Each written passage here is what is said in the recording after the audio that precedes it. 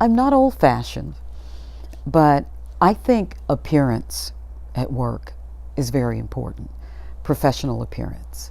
And I don't think that everybody has to wear a tailored suit, but our CEO used to always say, he'd always dress 2 levels higher, like where he aspired to be, 2 levels higher. And because he would look at people and see what style, what they were wearing, and so he wanted to incorporate that into his style. And I often have, I guess this is primarily for females, I often have female employees ask me about how they should dress, or if what they have on is appropriate and that sort of thing. And I said, well, it depends on if you're going to the nightclub or if you're coming to work and you want people to take you seriously. And it bothers me that women ask this question, because if you look at the women that are higher up in the organization and if they're in holding those positions that you aspire to, it seems to me you would look at them and you would say, oh, they don't come dressed like they're going to the nightclub or to a ball game. So my advice is, even though people will say they don't use a person's appearance, they might say it doesn't matter to them. I think it does. I think it does. So my advice would be, I don't care what you see, how people go to work in California or in the, the innovation areas or in hospitals or whatever. This is your culture. This is the culture you work in and live in daily. And I think you really ought to pay attention to it. To me, it's confidence, not arrogance. They're humble. When they make a mistake, they're first to admit it. It's really a confidence, and you don't become a leader. And that's not always the case. Some people do get annoyed, but it's just, people always make bad decisions. That's just life. But a true leader has confidence and has earned the trust of the folks that they're managing, and you can, it's just something you see. You can just. Everybody does it a little differently, and they have different styles, but the basic element of it is that they have earned the trust of their peers, and you can see that because the peers will say good things about that person.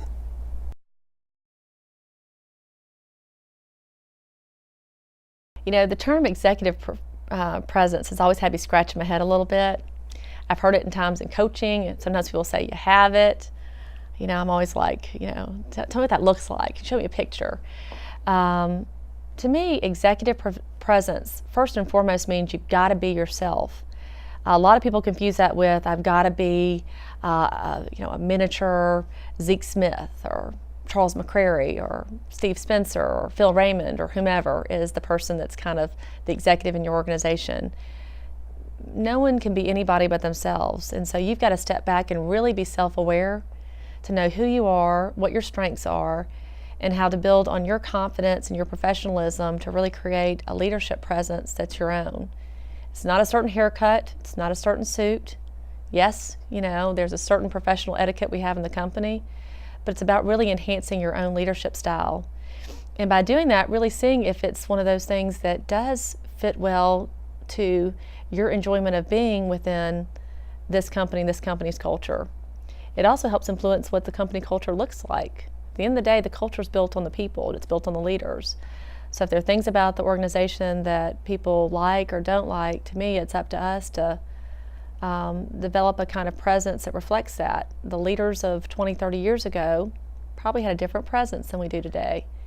And I'll be honest, as we have more diversity in our workforce, both in the traditional terms of diversity, but also in other approaches and perspectives, I think that's going to create a really an interesting dynamic for our culture, and really in terms of what people deem executive presence.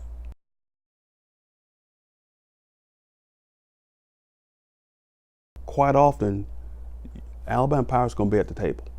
If there's going to be an economic development bill that's being proposed, if there's going to be a tax bill that's proposed, or whatever major initiative, you're going to get a call from the governor's office or a key lawmaker, and Alabama Power is going to be at the table.